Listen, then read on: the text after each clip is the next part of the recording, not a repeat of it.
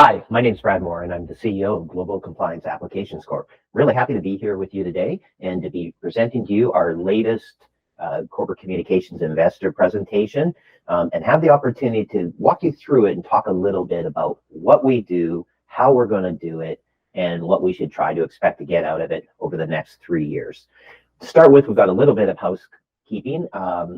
As you know, at your very second slide, we talk about a forward-looking statement. There's some key things to pay attention into there.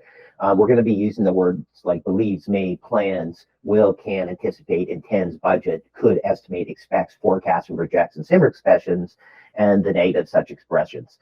This presentation includes, but is not limited to, statements including economic trends, the market, the timing and scope of global compliance applications, course executions, capital expenditures, how we'll spend money. We're not really going to talk about how we raise money in this, but the use of those any proceeds, financial forecasts, and many other things. So please take the time as a disclaimer to read that. Always get proper investment advice. And to that point, we'll now jump into the presentation.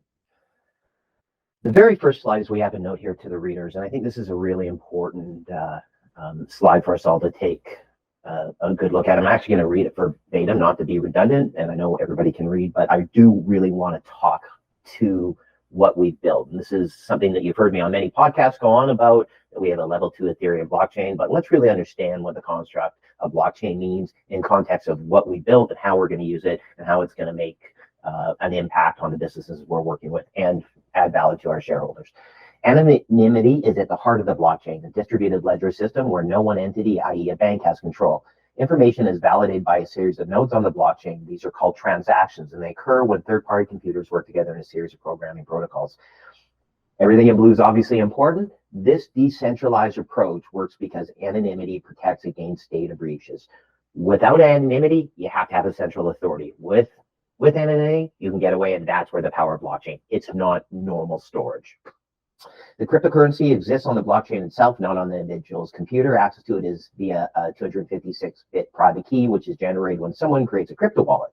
The baseline of all crypto-based transactions is trust, which is guaranteed by this decentralized anonymous approach. As such, the user's wallet is the primary tool for any blockchain interactions. You're going to see a lot in the deck. We're going to talk about Ethereum, the Afixia Ethereum wallet a lot, what it means in context of being able to interact with the blockchain and people, companies using it, and what that means for consumers, but also what it means to GCAC with our objective of putting X amount of wallets onto the GCAC Afixia blockchain. So, launched in 2015, Ethereum's main advantage over Bitcoin is it allows for individuals and companies to do much more than just transfer money between entities. Layer 2 scaling solutions are separate programming protocols that integrate into the Ethereum mainnet and results in increased transaction throughput and reduced transaction costs. These are key requirements for creating more practical real-world applications of blockchain. So I think you can see a bit of a progression here. We all know that we have an Ethereum Layer 2 blockchain, and I think most of you also know that in 2018, we'd actually gone down the first route of launching a Layer 2 Ethereum blockchain for a different usage case scenario than what we're using it now.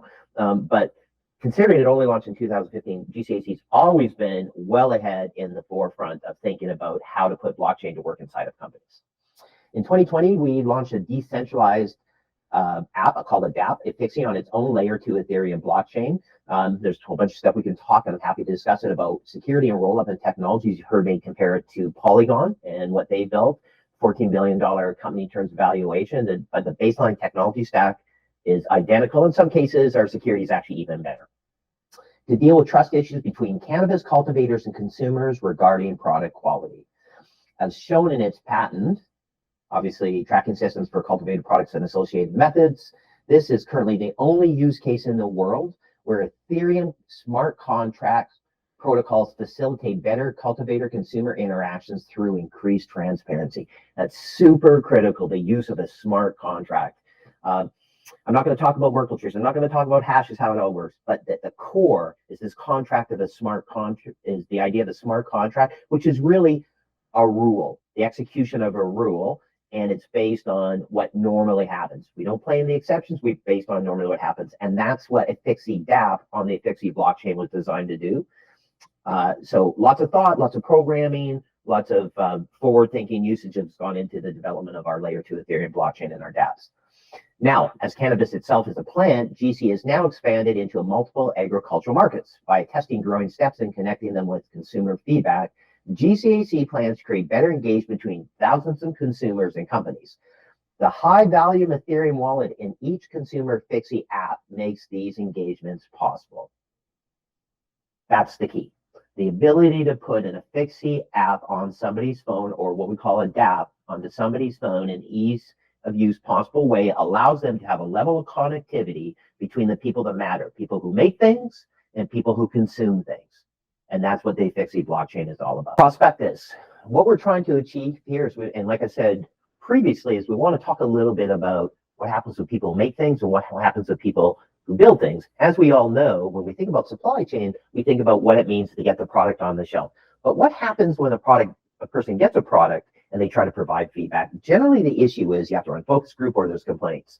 So we're empowering a new level of transparency between agriculture producers and consumers using blockchain technology. And this is not uncommon. This is actually being used in terms of the use of blockchain for track and trace going one way. But like we said, nobody's bringing it back. Nobody's anchoring about the relation. All right. So our value proposition, well, we've got a variety of different value propositions, but our core thing, once again, being a Ethereum layer 2 Web 3.0 solution. It's really about, and we've talked about this, on different podcasts. I've mentioned it already. There's somebody who makes something and somebody consumes something. So the whole point of this is to help create brand engagement, reduce cost of sale, and increase sales, right? And that's really what this solution is about. The way we approach the market is to provide this through as an affordable SaaS. I can tell you it's very expensive to build a blockchain. Abby Technologies, our partner, creates them. And since we've done that, we want to be able to provide it into a way, and the idea and the mechanics around how we've done this is through the use of our smartphone. And so that's really kind of innovative because we're not trying to introduce something to things people don't have. And if you can take a look at this, I don't know if that renders out well, but everybody can see that right on your phone, it's a simple app, which we call a dApp. We did talk about this before. The idea about the patent was more, it was really about a concept. Would this work, right? And were other people doing it? And when we saw that there was an opportunity of not just seed to sale, but seed to sale to seed, there's a couple of cool things that came out of that. And we saw, that it would work in cannabis because cannabis is planned to work across many different sectors, but also for greenwashing. That's a really big issue that's ongoing, and we can tackle that problem through the Clear ESG products. We've had a lot of success to date specifically, I should say, in Q2 and Q3 in building out our partner networks, specifically in hemp and cannabis, and those have been shown through our deals in Canada and South Africa and the USA with Citizen Green, and M-Tri and Blue Anchor 420, and we'll go into those a little bit more detail. But that early adoption really kind of paved the way for us to kind of have this, the confidence to move forward into multiple agricultural sectors. And we believe, just like we're building a database in cannabis and now in hemp, that we can do that in many, many agricultural sectors, all the way from, from wine and to honey and to hemp, and just over and over. There's really no restrictions, right? Through doing that, we're going to engage, once again, with when you put something on this Fixie dApp, cultivator dApp, it creates a QR code. That QR code ends up having to be scanned. By scanning that QR code, you then have the ability to, provide a feedback, as we've talked about many, many times. It's like the TripAdvisor, right? And those things that drive that kind of high engagement. And that's a free download. There's no restriction to a consumer to do that. And like I said, a wonderful thing happens once, you've got a cultivator or consumer you have a cultivator or a manufacturer, retailer on the Fixie blockchain. Now you also have a consumer, and they're connecting through truthful attestations. You now have a level of connectivity that never existed. And we believe that, in the near future, that's just going to be the way it's going to be. Now, to that, one of the things we haven't talked a whole bunch about really is about the things to do with creating NFTs, and we have the ability to create those NFTs, and also for the token programs, which have been seen and we've announced through the M-Tri program. So that's what our core value proposition that we bring to the table, and why we believe we're going to be successful.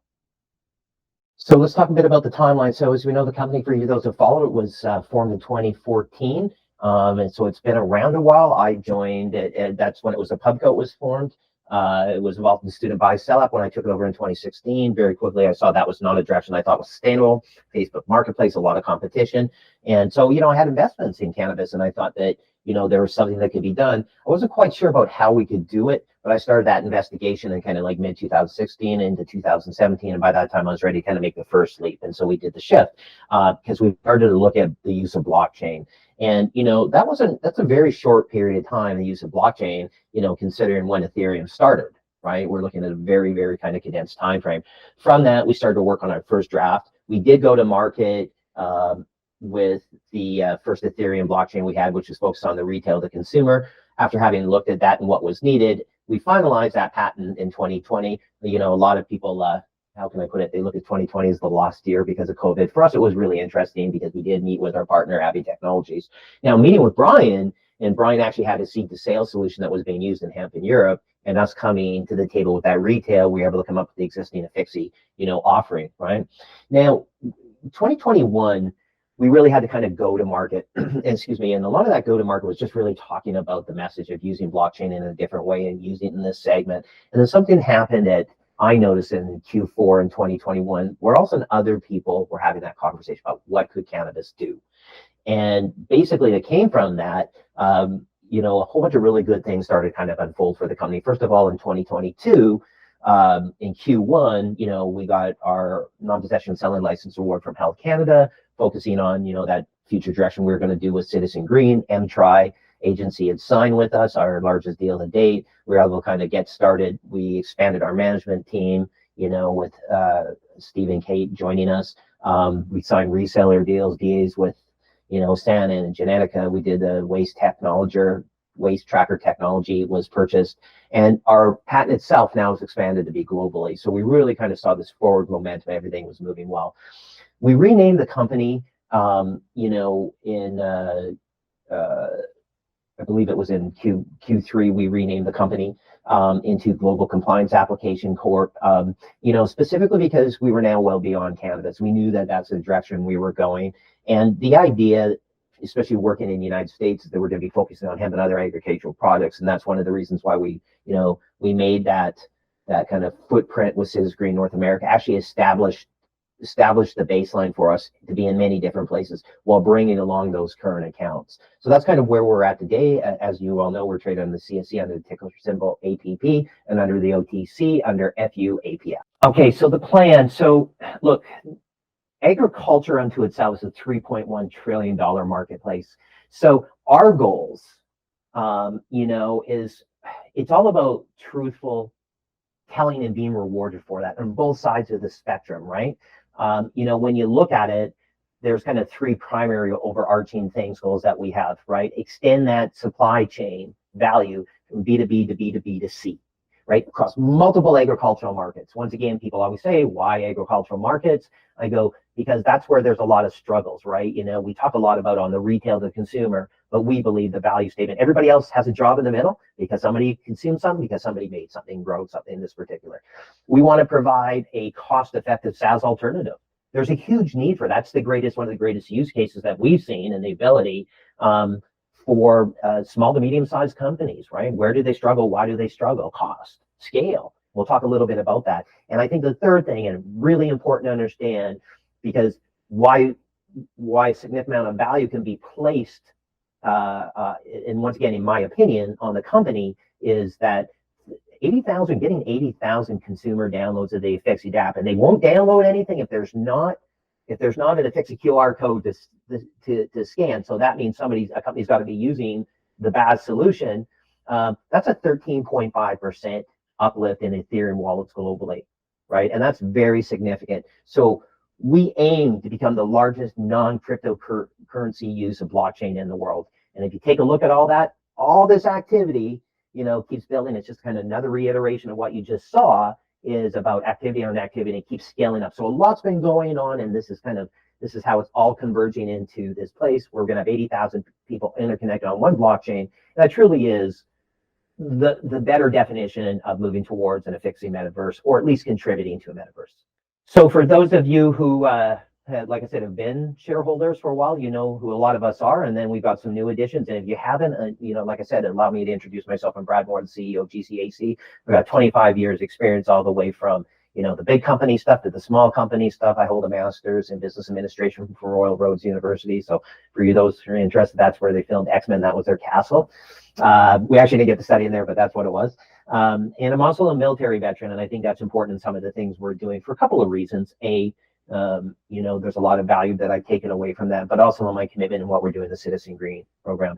I'm really excited to have Steve Peterson join us on the team too. Steve has a career that expand all different levels of finance, a huge focus on that CMO, and he's worked in, from Silicon Valley all the way through many years in the cannabis and hemp industry, finalizing off where I met him with a venture capital firm called Trust Partners, that we did the acquisition for Waste Tracker from, and he's now joined us as the president of GCAC North America. Great guy, the right guy, and the right person in the seat to run the helm of GCAC North America in the United States.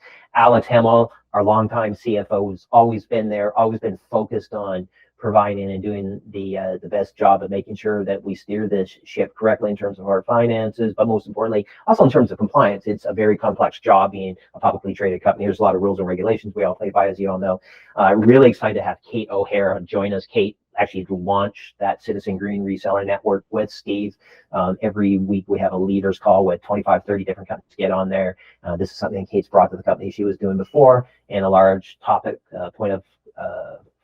focus of conversation has been about ESG and the importance of doing that and a better way of interconnecting with partners with end users. Kate's ability to understand in multiple sectors, it's huge for bringing that why blockchain can make a difference in your business forward. Hanan Gelbendorf, formerly our CMO, as you guys all know, we moved him over to be our product lead. We've got a good handle on marketing. We've got a good marketing team. His services are much better used in creating that, that very technical interface of blockchain to what does it work for a consumer. Just go to, the Clear ESG page, take a look at what he's done and the rewards, the merit badge system that's been generated. And you'll see that's what Hanan's created, as usual, a huge level of value. And then on top of that, I think most importantly, there's a whole kind of other layer of people that work from us to help us out in operations and in marketing and, and a series of consultants in technology and so forth. And then that interactivity that we have with Abby, it's kind of like the other part of the company. Those technologists that reside in the UK as part of our partnership and the investment partner that we have with Abby.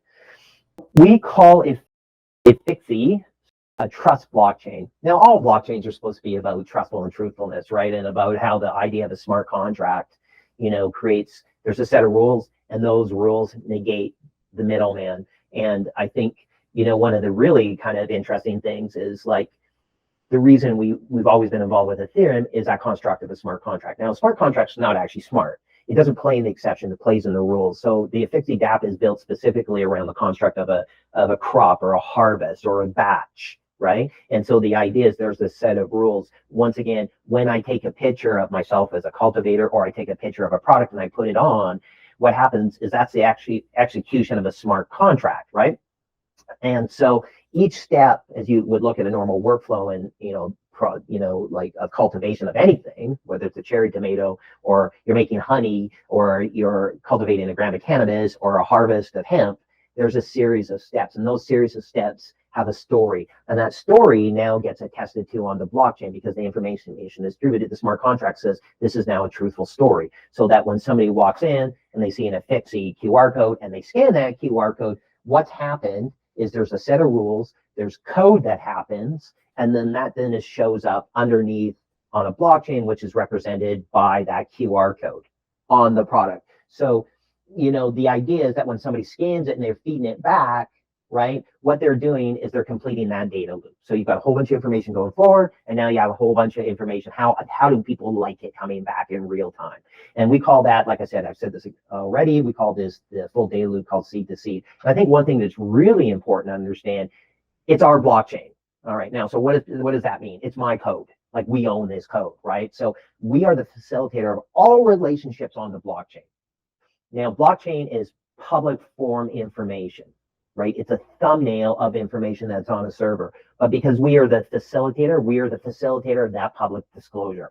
All that construct in there is because of GCAC facilitates. That's an important thing to think about in terms of what we built. All you have to go look at other companies in terms of their value set and what they're bringing to the table in terms of valuations to understand like the depth and the power of that.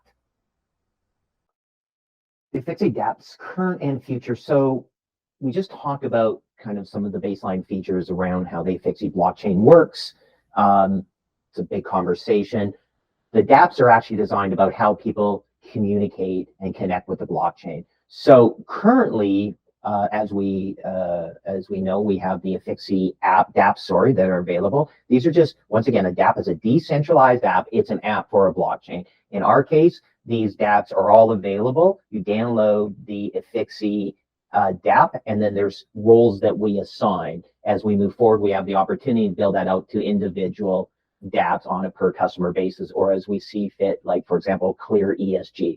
In our current stable of dApps we have right now is grower, distributor, retailer, and that works for everything around cannabis, hemp, and we're expanding that to cover all areas of agricultural products, things that are basically growing in the ground. Clear ESG, as we talked about, is really about the communication about who you are as a company and you doing the right things, the ability to do 50 corporate accreditations or 13 different merit badges that show up on your website. mTry, now that's an OEM branded solution, so they have their own look or feel that they can use with their own clients. It's an adult use for the California market. Now, what we're looking at in the near future is for a manufacturer's app. So a manufacturer's app is a little bit different than a cultivation app in the sense that you're now taking, let's say, some of those raw elements, for example, CBD processed from hemp or CBD processed from cannabis, and you're putting it in shampoos or pet foods. And so we want to give those product producers the ability to tell their story in that value chain, right? So generally in that kind of usage, you're not doing multiple runs, you're doing one run, and we just represent that by one QR code, and we just bill differently. It's kind of like on a per QR code type basis that's printed.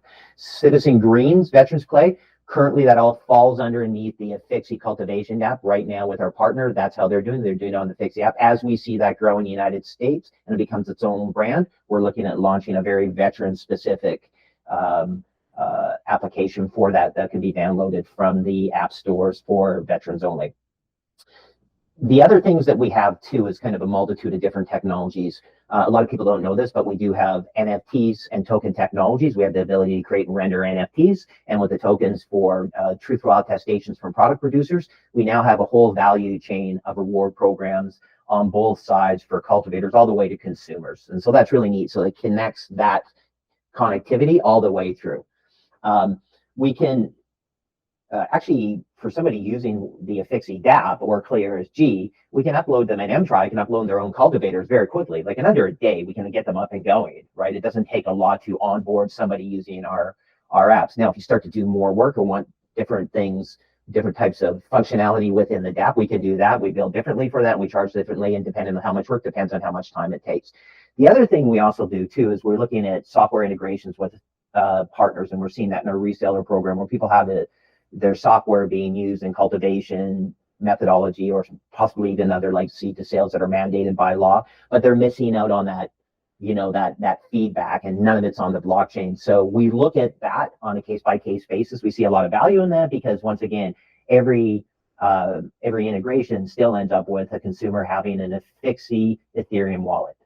All right, so we model this. Start again.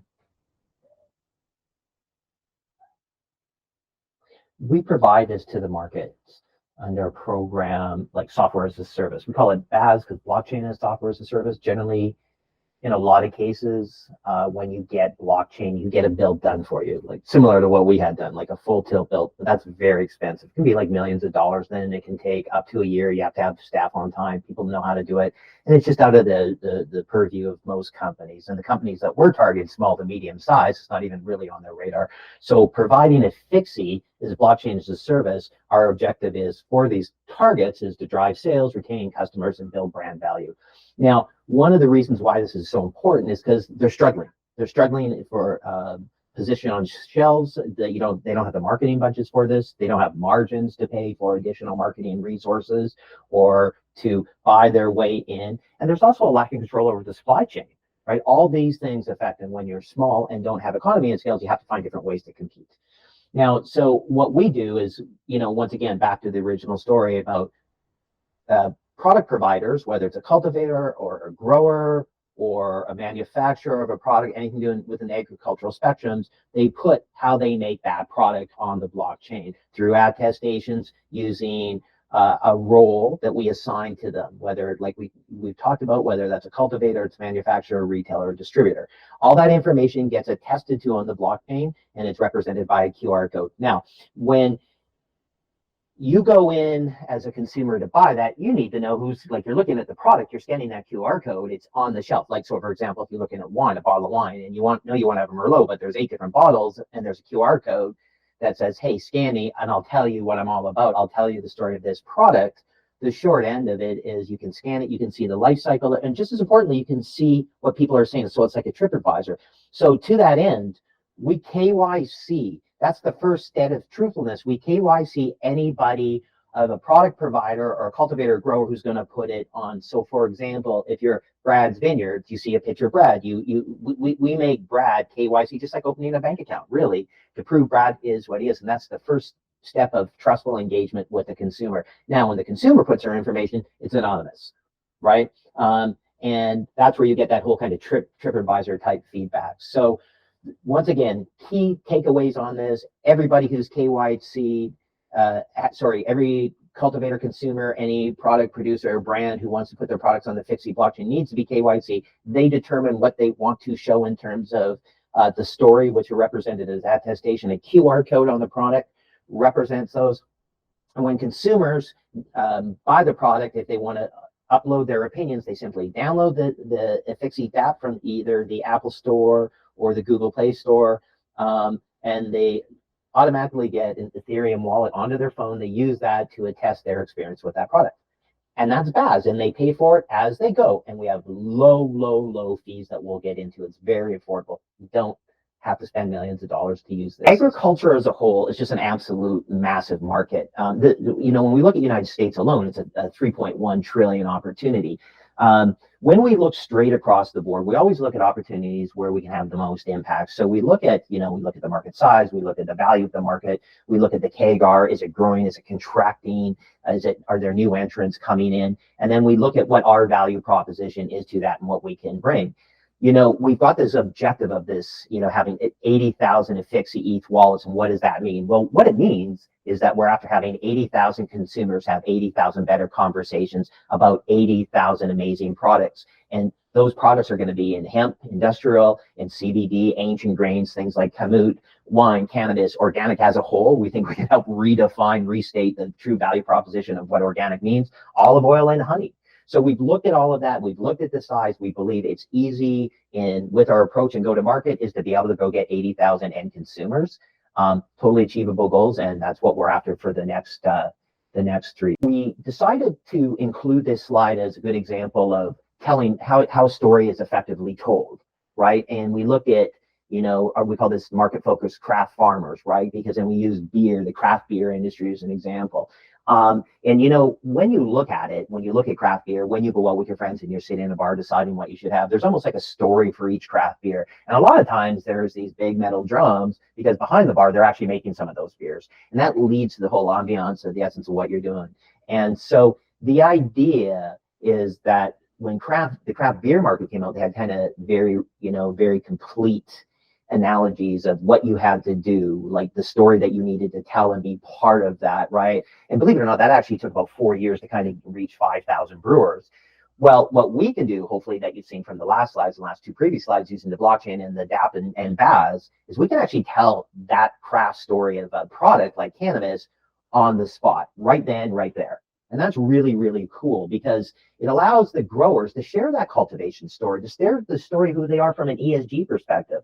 Literally putting your information on the blockchain, putting that QR code so people can see that story on your product, it's the type of thing can help revolutionize the Efixi blockchain, can revolutionize that industry overnight.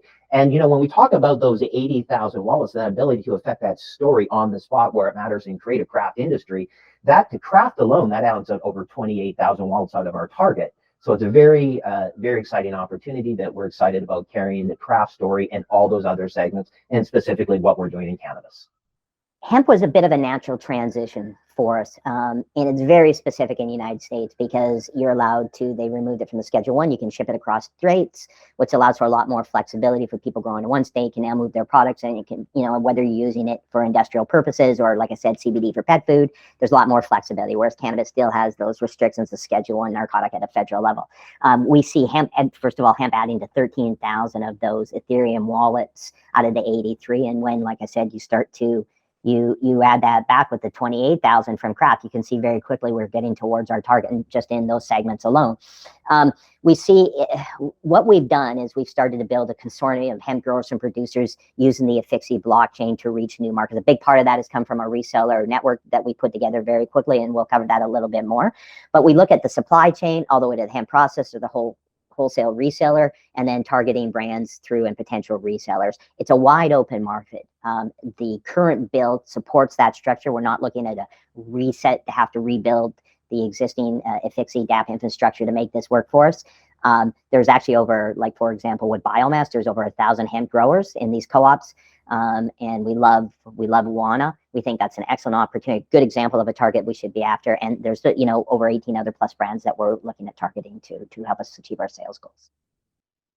So the 3-year revenue, cost, and forecast. So we've taken an approach, and we've decided, or I should say we've decided on an approach where we're going to utilize partnerships, investment strategies to target these agricultural categories, turn both not only a SaaS or a BaaS fee, but to also generate other income. What we want to do is try to find a way to maximize. So we will go through in the next 2 slides after this, really how the BaaS fees breaks out and also how the other income.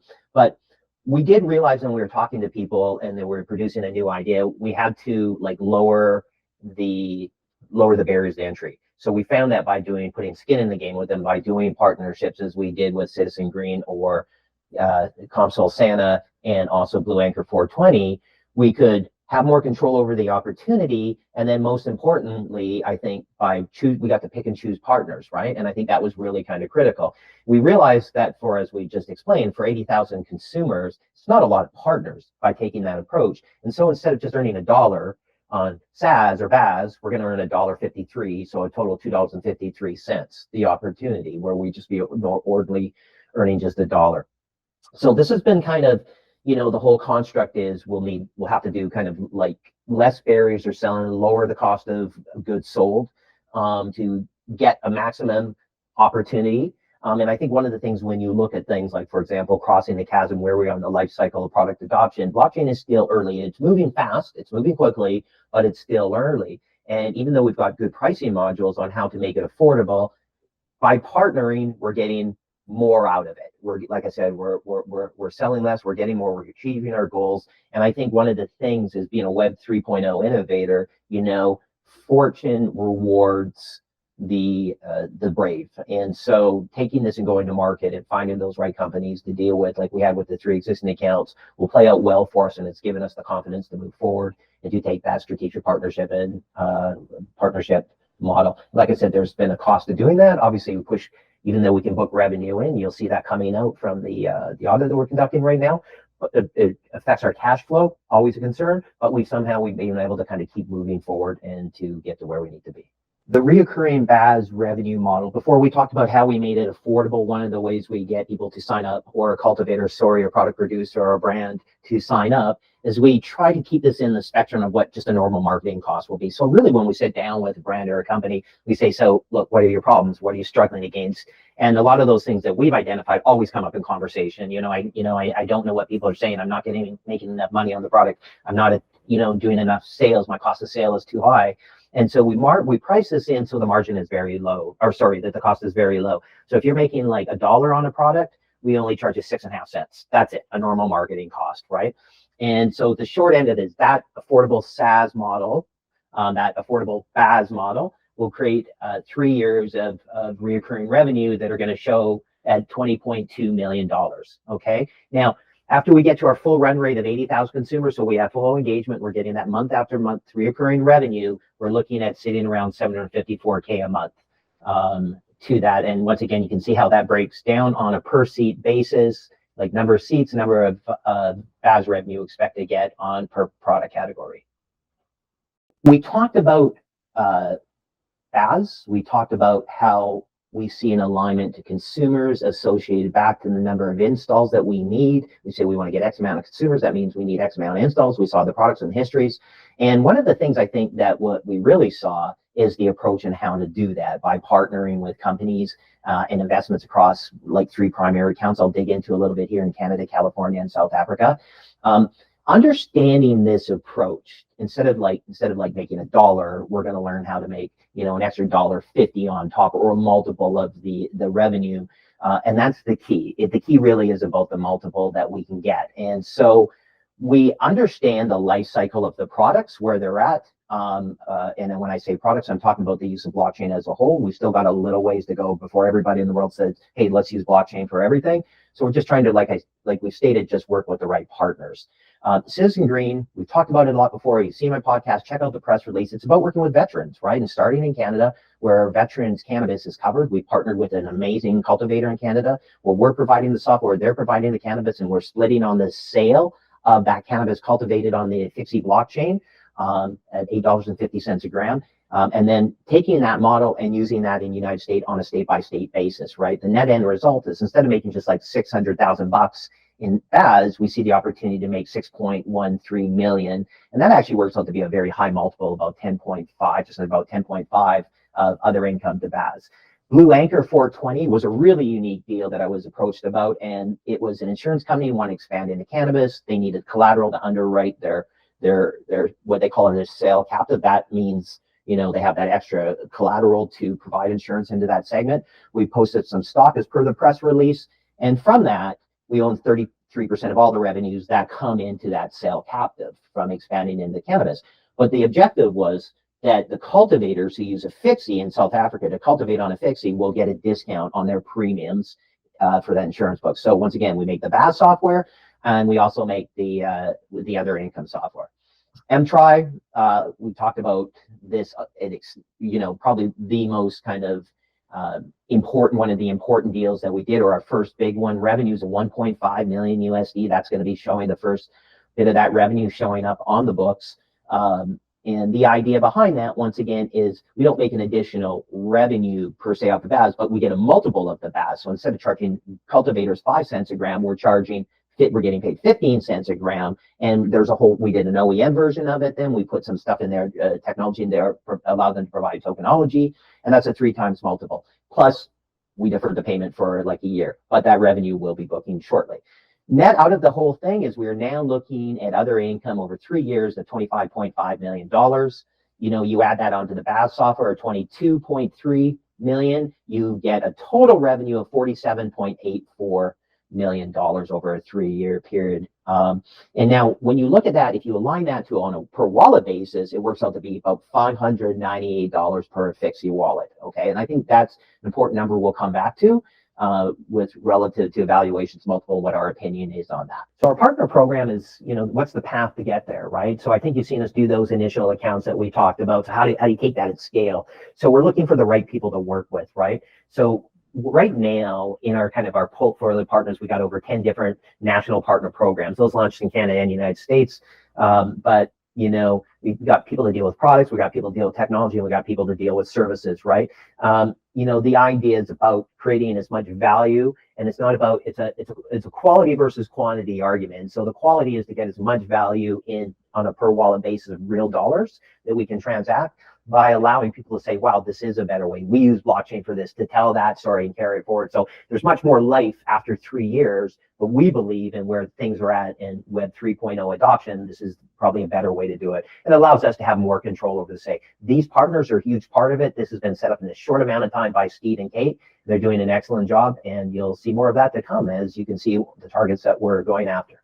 So capital allocation is basically just how we spend our money. And I think where we've gotten to a good place in the company where we're looking at, when we look at our cash flow allocation, like I said, we push some deal to some cash revenue, or sorry, the cash component collection out for the whole purpose of putting those deals together, understanding we had more control. We're looking, as we've already gone through, we're looking at total year revenues of $47.8 million. Over here, we've got our breakdown of capital by percentage of around like 34 million for sales costs, 48% for product development marketing costs, and 18% for operating costs. So as you can see, the sales costs, we're looking at things like, the channel partners paying commissions out. So, and then the other part is going out to make the appropriate modifications to the software, and actually just what it takes to go close that business, right? So everything is heavily skewed, obviously, towards, going out and selling things. And that's how we're using our capital. Short end of it, that's based on, like I said, on the $11.8 million in expenditures over 3 years. The profitability, the numbers outlie a little bit differently because, royalties and dividends lay up on the bottom of the cash flow statement. So, but the net result of the profitability is we're sitting at 75%. And there's a rule in SaaS about being above 40%. So we're well above that. We're in a good place. We can onboard more. We have more working capital down the road. We can expand more and do more things and absorb more costs. And we're well within the realms of profitability. Like I said, if you work that out with our revenue on a per wallet basis on those 80,000 wallets, that's close to $600 a wallet, or $598 a wallet. Now, Bloom Street Ventures did kind of an interest. I was looking for what's the evaluation of a SaaS model. And then, you can hear everything from like 7 to 10 to 15 to 20 to 30%. So, we feel because of the uniqueness of the value statement that, if you took a 20 times multiple on that $598, you end up with a market cap of $957 million, right? So by going out and getting 80,000 consumers, that can lead, there's enough of an argument to be made, in my opinion, in the company's opinion, to have a market cap of $957 million. So technically, this is our last slide. I'm sure you're all happy to kind of be at the end of it now. So this is our vision. This is what we're going to be when we grow up or finish growing up. We will become a leader in providing affordable blockchain to challenge businesses, those small to medium ones that they can't afford it. They can't afford to compete at scale. They can't buy shelf space. They can't do all those other things. They can't have a technology solution and a big marketing budget. Blockchain takes care of all that, through truthful, truth telling. That's at the end of the day, that's really kind of what we're driving here. So we're going to achieve our compounded growth. That's going to lead to our compounded growth. We're leveraging our experience in track and trace in the agriculture markets, what we've learned in cannabis and so forth. Mainlining new technologies to create and dominate new challenges. We're always on the edge. The addition of the NFTs to lock up that consumer example is a really good play. The tokenology project that we put in Amtry is a good example of that too. Leveraging sales partners to reach customers both in an economical and responsible way. We're just as much, like our blockchain in our partnership with Appy is actually is a net contributor to the power grid. Like we actually add back to the power grid. And so, that's something we're extremely proud about when you look at costs and about the negative downside on the economy. We obviously are, myself and Anna here, both two Israelis and myself, we also have kind of a high preponderance of veterans in the company. Yes, that's a default by having Israelis. But at the same time, too, we're very much committed to doing the right things, to empowering, our staff in any different way and being diverse and getting the most out of people who can give the most. We really want to be perceived as being a thought leader. Like we know we can't adopt everybody. We understand that we're competing against certain ways of thinking. Like I said, the ability to go out and maximize, find more Amtris, do more Citizen Green, find more Blue Anchor 420s with those kind of partners allows us to be extremely profitable. We want to be kind of like those guys that say, hey, there's much more here. This is a better way. And I think, like I said, I always go back to the patent, and if not that for anything else, it shows that we're thinking about it in ways that just haven't been thought about. And when people who really understand it, they say, that's awesome. Like that leadership that we're showing, that use of Ethereum, what Ethereum was made for, and the implementation of it is thought leading. And that is the kind of thing that, in new technologies that you truly get rewarded for. Okay, so at this point, I can tell you we're officially done the deck. Having said that, There are a couple of more slides here that you can take a look at. There's kind of a neat breakdown about our program that we're doing. We described it a little bit about the Citizen Green program, something near and dear to my heart. Digs into that one, what we're doing in Canada, what our vision is for the United States. So I suggest you take a look at that. And then also we added, we thought a lot about this, right? Because we've heard a lot of comments about, where I was getting numbers around a couple of comments I made around $10,000 a wallet, right? So look, we don't arbitrarily get those numbers. You have to kind of dig in and look at other layers of information and talk to people. The value of a wallet isn't just based upon what you have in it. And now we have a high level of revenue. It's actually around, if you do it a 15 times multiple on it, you can get like real dollars multiple, like $11,000 per wallet. Having said that, the crypto bros per se perceive the wallets having a certain amount of value, because it's kind of like what you can do, like through gas fees, because what you put into, give it to somebody to put into, there's a whole bunch of cool things. It's kind of, for lack of a better explanation, it's like giving a university student a credit card. They don't have any money, but they will.